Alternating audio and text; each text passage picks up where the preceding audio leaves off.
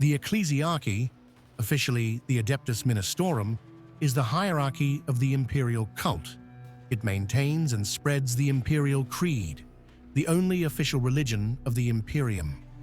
Although the interpretation of the Ecclesiarchy's rites and dogma varies throughout the Imperium, any serious deviance from its strictures is considered heresy and dealt with severely. The Ecclesiarchy is based on Terra, its urban palace covering nearly all of the southernmost continent. During the Great Crusade, the official philosophy espoused by the Imperium was the Emperor's own dogma, known as the Imperial Truth. The core tenet of this ideology was the removal of religion, faith, and superstition across the breadth of humanity. In its place, the Imperial Truth was offered by iterators who were to preach the cold clarity of logic and science to the masses.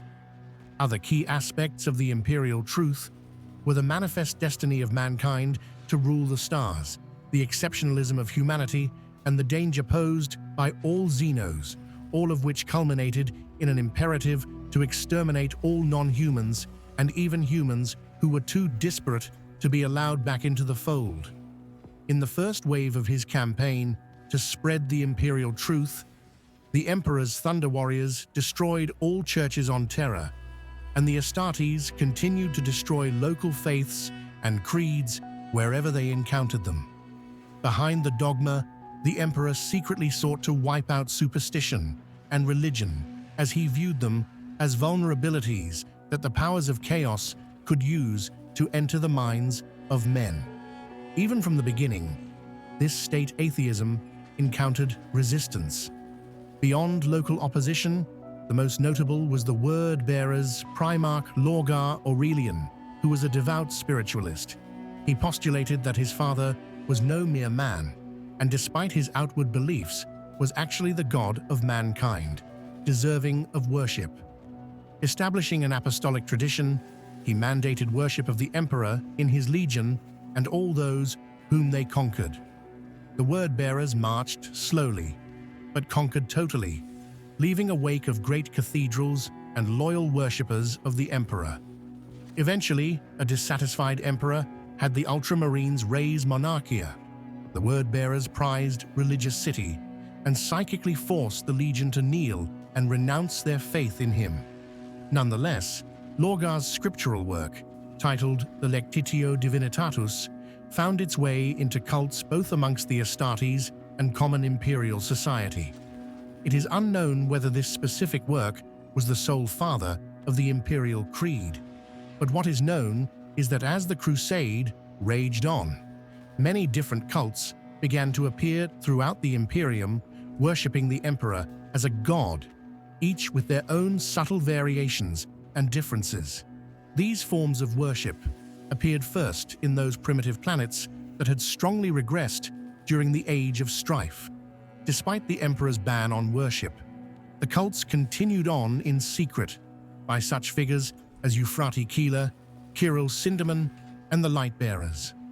When the heresy struck, the number of these cults multiplied immensely, thanks to the existential spiritual threat, coupled with dogma compliance being low on the priority list for the beleaguered forces of the Astartes. With the emperor's ultimate sacrifice to mankind and subsequent incarceration upon the Golden Throne, these cults would even further bloom, as now the chief enforcer of the Imperial Truth was absent from the politics of the Imperium. Most of the smaller cults would gradually fade away, though a select few prospered, eventually absorbing the weaker ones. Over time, these began to spread their ideology into the mainstream of imperial culture. The strongest of all of them was the Temple of the Savior Emperor. This cult had the advantages of being based on Terra, with a well-respected leader who had been a successful officer of the Imperial army that had fought at the Battle of Terra, even defending the Imperial Palace. This leader's original name has been lost to time, as he renamed himself Fatidicus in his role and began to preach his teachings to anyone who would listen. This faith spread among the members of the nascent Imperial Guard and Navy, and critically to lowly scribes and minor adepts of the Adeptus Terra. When Fatidius died at the age of 120, the temple had more than 1 billion followers on Terra and untold numbers of the faithful throughout the segmentum solar.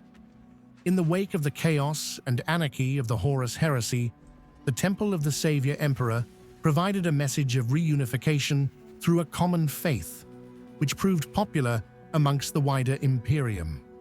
Cults who rejected being absorbed or who couldn't be absorbed saw themselves being persecuted by fanatical mobs, although officially, the temple rejected this violence performed in its name.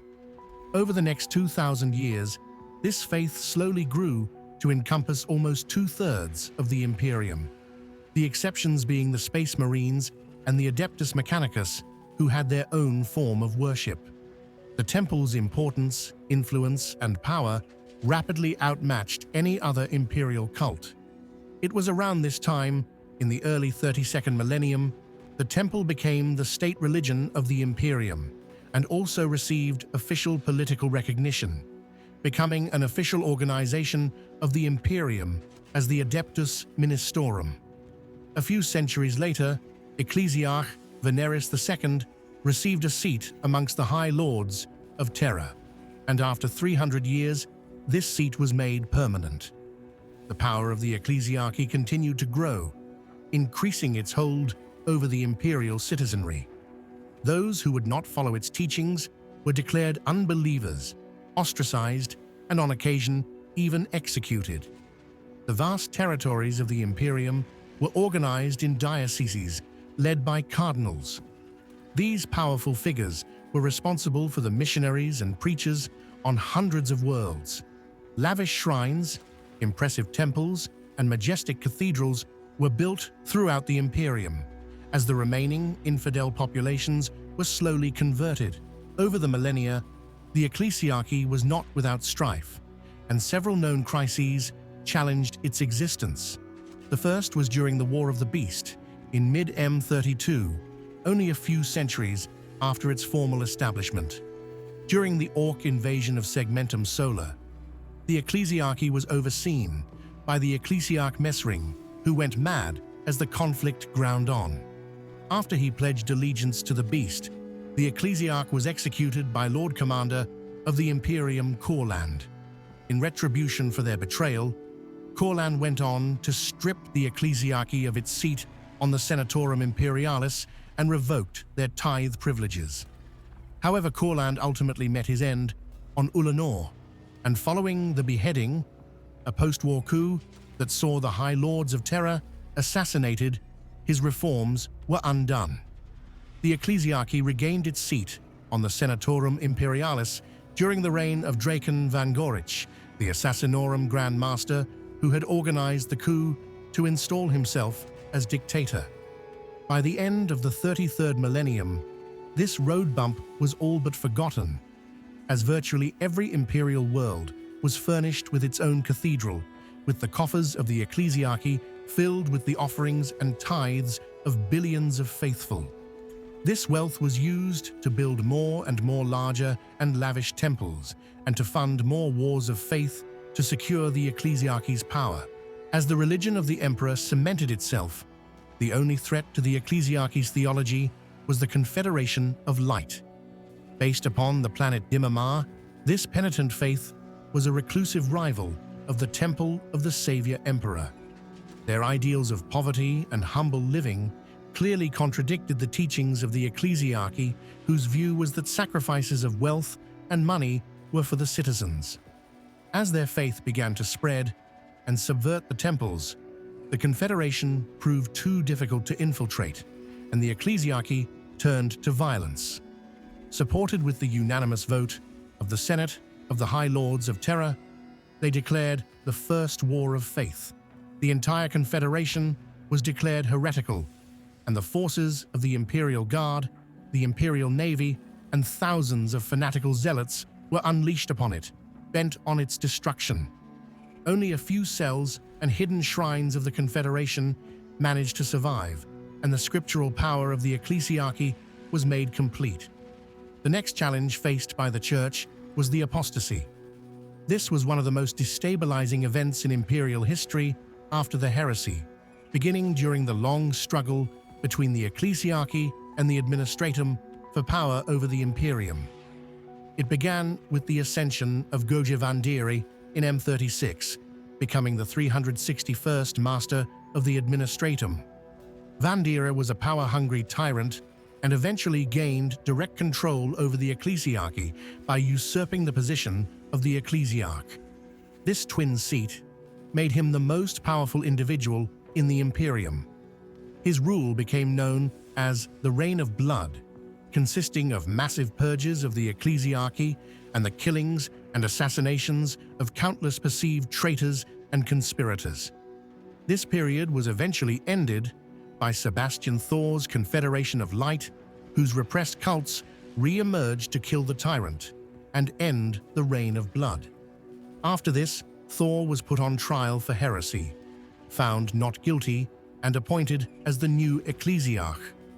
The apostasy resulted in a reformation of the Ecclesiarchy, including the Decree Passive, which banned the Ministorum from maintaining men under arms. Eventually, the Ecclesiarchy circumvented this by raising the Sisters of Battle, which were comprised only of women. In spite of these hurdles, the Ecclesiarchy cemented itself as the arbitrator of faith in the Imperium. Becoming so powerful, even agnosticism is viewed as a crime in the modern Imperium. Today, the bulk of the Ecclesiarchy consists of the fratres clergy, the preachers, confessors, and cardinals, who see to the spiritual needs of humanity.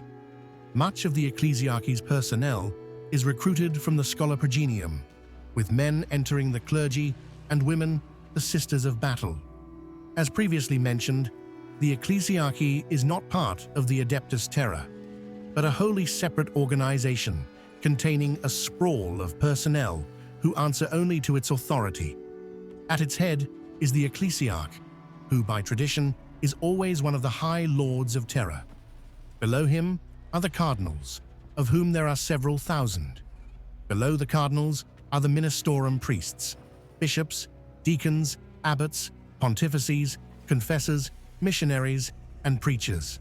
Many of these posts are aided by a host of subservient functionaries such as logistorus, choir masters, and reliquindus. Other specialist ranks and duties include cenobites, relic keepers, drill abbot, banisher, and chapel masters.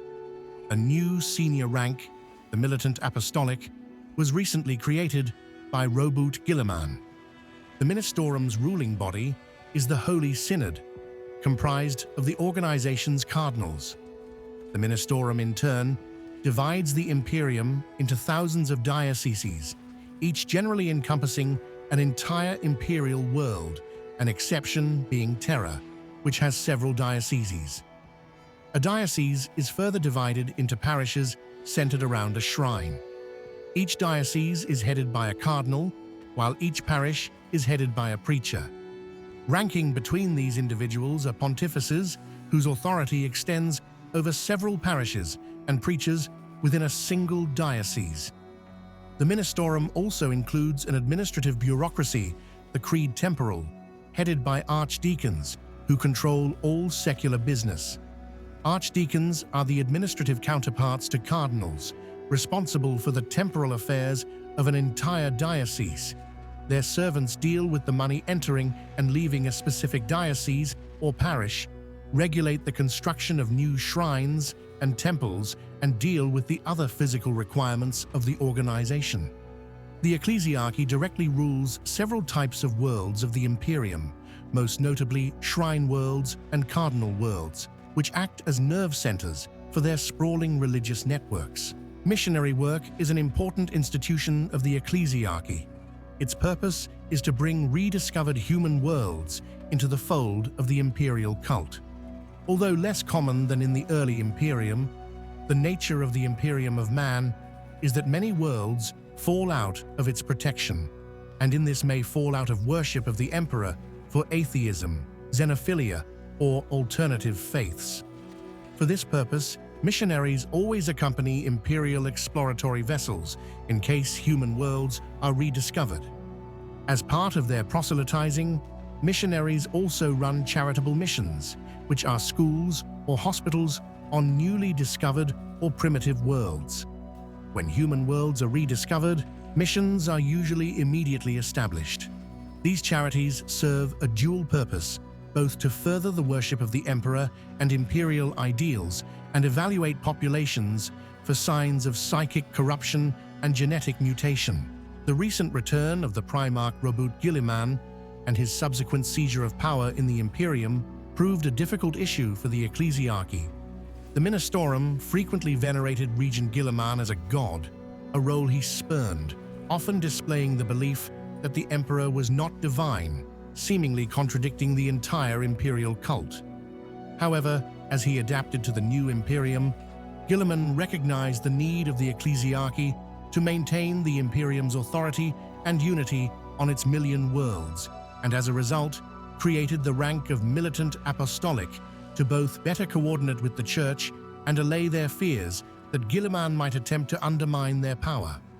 As of recently, even the Primarch's own atheism has been challenged, and whether or not he agrees with the Ecclesiarchy's specific faith, he sees no gain in starting a civil war with one of the most powerful organizations in the galaxy. Nonetheless, Guilliman is still cautious of the Ministorum's agenda and carefully monitors their activities and plans. Thank you for listening to this entry from the Warhammer 40,000 Lexicanum.